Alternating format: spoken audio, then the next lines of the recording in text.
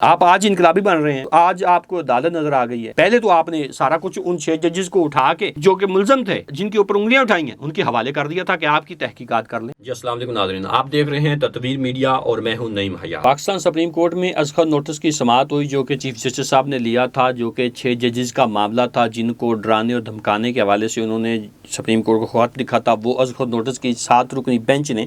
سماعت کی supreme court میں، لیکن وہاں بڑی چیزیں جو ہیں آپ کہہ لیں کہ کوئی حیرت انگیز چیزیں، بڑی امیزنگ چیزیں ہمیں دیکھنے کو ملی۔ وہ کیسے؟ وہ ایسے کہ جسٹس منصور علی شاہ صاحب اور جسٹس قاضی فائز صاحب، پہلی بات تو یہ ہے اس کا 7 رکنی بینچ کا حصہ نہیں ہونا چاہیے تھا ان کو، اور دوسری بات یہ ہے کہ منصور علی شاہ صاحب اس 7 رکنی بینچ میں بیٹھے سماعت کرتے ہوئے اس کیس کی بڑے انقلابی بن رہے تھے، ہمارے لیے محترم ہیں لیکن بڑے انقلابی بن رہے تھے کہ یہ قول اور فعل میں تضاد ہے۔ اٹارنی جنرل صاحب سامنے کھڑے تھے، پہلے تو اٹارنی جنرل صاحب نے لمبی چوڑی تقریر کی ایک سیاسی، اور اس کے بعد قاضی فائز صاحب نے 85 منٹ کی ٹوٹل سماعت تھی، اس میں 55 منٹ صرف قاضی فائز صاحب بولتے رہے۔ آپ اندازہ لگائیں، صفائیاں دیتے رہے ہیں کہ جی وہ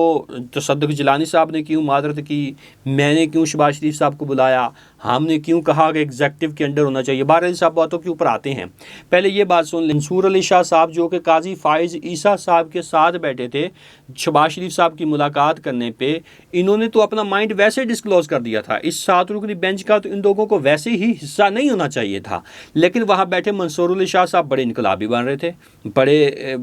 انقلابی بیانات داغ رہے تھے اٹارنی جنرل کے اوپر، جو انہوں نے ایک سیاسی تقریر کی تھی کہ آپ کے قول اور فعل میں تضاد ہے، اپنی فلانی چیز میں تضاد ہے، آپ حکومت ہیں، آپ نے یہاں یہ غلطی کی، ہم نے یہ آرڈر دیا، آپ نے یہ توہین عدالت کی۔ سر آپ آج انقلابی بن رہے ہیں جب کوئی راستہ نہیں رہا، ورنہ تو آپ نے تو کہہ دیا تھا قاضی فائز صاحب کے ساتھ مل کے ایگزیکٹو کے ساتھ آپ نے میٹنگ بھی کی، آپ نے تو کہہ دیا تھا کہ حکومت کے انڈر ایک کمیشن ہونا چاہیے، آپ تو یہ کہہ چکے تھے۔ اب آپ کے پاس چونکہ کوئی راستہ نہیں بچا تو آپ آ کے آج اس کمیشن میں، اس 7 رکنی بینچ میں بیٹھے انقلابی بیانات داغ رہے ہیں، اٹارنی جنرل کے اوپر بھی داغ رہے ہیں۔ اٹارنی جنرل کے اوپر ان کی کرنا چاہیے، ان کو کاؤنٹر نیریٹو ان کا کرنا چاہیے، لیکن آپ کس حیثیت میں سر اس بینچ کا حصہ ہیں، یہ تو پہلے بتانے کی ضرورت ہے۔ آپ کہہ رہے ہیں کہ ہم شتر مرغ کی طرح ریت میں اپنی گردن دبا کے نہیں بیٹھ سکتے، ہم آنکھیں بند نہیں کر سکتے، انسانی حقوق کی پامالی ہو رہی ہے، یہ ایک سپریم کورٹ کے اس کے اوپر دیکھنا ہے، سپریم کورٹ نے ایک ایگزامپل جو ہے وہ سیٹ کرنی ہے۔ تو سر جب آپ کمیشن کا کہہ رہے تھے تب وہ یہ ایگزامپل کہاں تھی؟ آپ کو تب انسانی حقوق کی کوئی پامالی نظر نہیں آئی، کوئی ایسا کچھ نظر نہیں آیا۔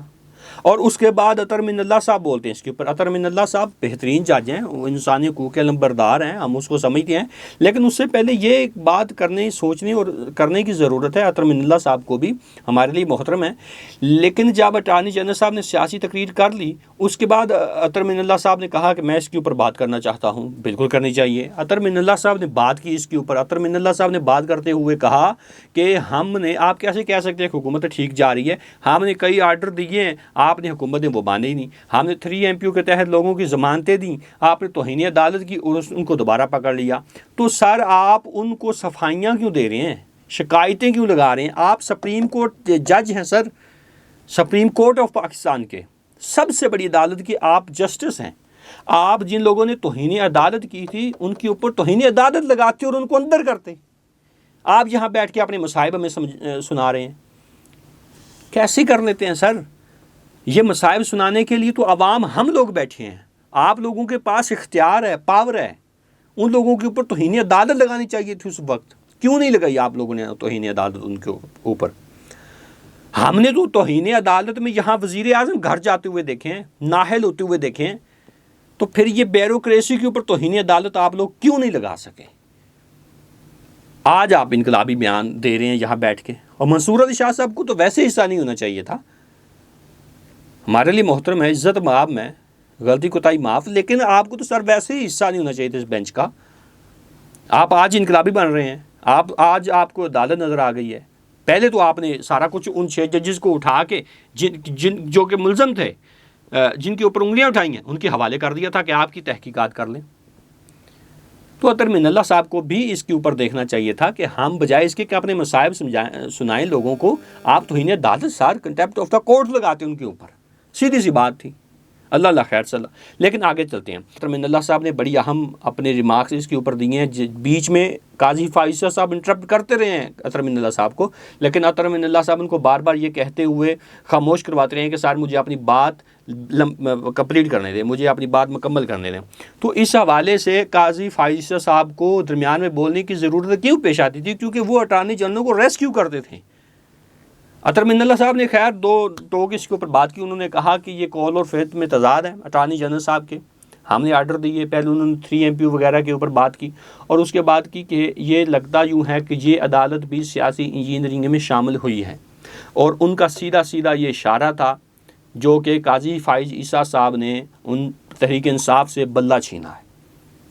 یہ سیدھا سیدھا اس طرف اشارہ تھا۔ اسی لیے قاضی فیصل صاحب درمیان میں بھڑک اٹھے کہ نہیں آپ یہ میرے اوپر آ رہا ہے، میں اس کے اوپر بات کرنا چاہتا ہوں، جس کے اوپر اطہر من اللہ صاحب نے یہ کہتے ہوئے قاضی صاحب سے معذرت چاہیے کہ سر مجھے اپنی بات جو ہے وہ مکمل کرنے دے۔ تو اطہر من اللہ صاحب نے کافی بات کی ہے اس کے اوپر، انسانی حقوق کے اوپر، انہوں نے کہا کہ ہمیں اس چیز کو دیکھنا ہے، اور انہوں نے پھر یہ بھی کہا اطہر من اللہ صاحب نے کہ ہم ان لوگوں کو یعنی کہ ان 6 ججز کو ان کے حوالے کر رہے ہیں جن کے اوپر انہوں نے انگلیاں اٹھائی ہیں، یعنی ملزم جو ہیں جن کو قرار دیا گیا ہے ان لوگوں نے، ہم ان کے حوالے ان لوگوں کو کر رہے ہیں، تو حقائق تک یہ کیسے پہنچ سکتے ہیں؟ تو یہی وجہ تھی کہ اطہر من اللہ صاحب کو یا باقی لوگوں کو قاضی فائصہ صاحب اپنے ساتھ بٹھاتے نہیں ہیں، کیونکہ اس سے اٹارنی جنرل صاحب بھی دباؤ میں آ جاتے ہیں اور قاضی فائصہ صاحب کے بھی سابق فیصلے اور حالیہ فیصلے دباؤ میں آ جاتے ہیں، پھر قاضی فائصہ صاحب کو اٹارنی جنرل کو ریسکیو کرنا بڑا مشکل ہو جاتا ہے۔ اور اب تو قاضی فائصہ صاحب کے اوپر دباؤ ہے، اور انہوں نے کہہ دیا، اندیا دیا اس چیز کا کہ آنے والے وقت میں یا آنے والی سماعت میں اس کے اوپر فل کورٹ سماعت کرے گا، اور مزہ تو میت تب آئے گا جب جسٹس منیب اختر صاحب بیٹھے ہوں گے، جسٹس عائشہ ملک صاحبہ بیٹھی ہوں گی، اور جسٹس اطہر من اللہ صاحب بیٹھے ہوں گے،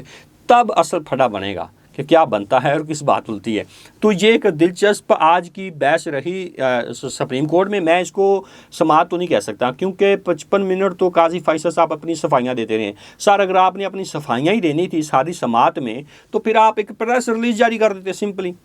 یا تو آپ نے پچھلے ایک سماعت کرتے ہوئے کیس کیا، آپ نے کہا کہ ہم بھی پھر یوٹیوب چینل کھول لیتے، تو سر آپ اپنا یوٹیوب چینل کھول لیتے، یا پھر آپ ایک پریس ریلیز جاری کر دیتے۔ تو اللہ خیر صلی اللہ، اس 55 منٹ کے جو آپ نے اپنا سر کھپایا ہے، دماغ خرابی کی ہے، اس کی ضرورت ہی نہیں پڑنی تھی، جو صفائیاں آپ دیتے رہے، اور صفائیاں بھی کیسے دیتے رہے ہیں وہ بڑی مزیدار چیز ہے۔ سر آپ یہ بات کر رہے ہیں کہ تصدق حسین جیلانی صاحب نے، جو کہ شریف آدمی ہیں، انہوں نے معذرت کر لی کیونکہ سوشل میڈیا کے اوپر فلاں طرح کے مہذب معاشرہ نہیں ہے، ہمارے ملک میں ایسا ہو رہا ہے، فلاں ہو رہا ہے، سوشل میڈیا کے اوپر آپ نے تنقید کی، لیکن اس لیٹر میں جو خط انہوں نے شہباز شریف صاحب کو لکھا تھا تصدق حسین جیلانی صاحب نے، اس خط میں انہوں نے مینشن کیا تھا کہ میں اس کیس کی سماعت کیسے کر سکتا ہوں، میں ریٹائرڈ جج ہوں اور حاضر سروس جج کی سماعت کیسے کر سکتا ہوں، میرا یہ اختیار ہی نہیں بنتا۔ اور انہوں نے آپ کوئی ایگزیکٹو کو نہیں کہا کہ آپ اس کے اوپر تحقیقات کریں، انہوں نے تو سپریم کورٹ کو لکھا ہے۔ تصدق حسین جیلانی صاحب نے اپنے خط میں یہ چیزیں مینشن کی کہ سر انہوں نے آپ کو لکھا ہے کہ آپ اس کے اوپر تحقیقات کریں، آپ اٹھا کے ان کے حوالے کریں۔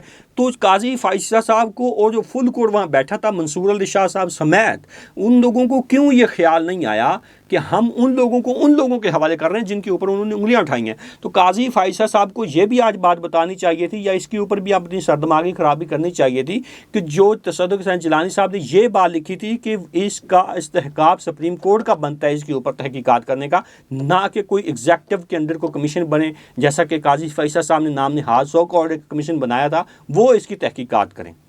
اور قاضی فائصہ صاحب کو سارا دکھ ساری انرجی تو ضائع کرتے رہے ہیں کہ قاضی فائصہ صاحب نے اس کے اوپر بھی اپنا اظہار خیال کیا، دیکھنے کو ملا، ہمیں نہیں ملا، کہ جو کہ ایکسٹینشن کی خبریں چل رہی ہیں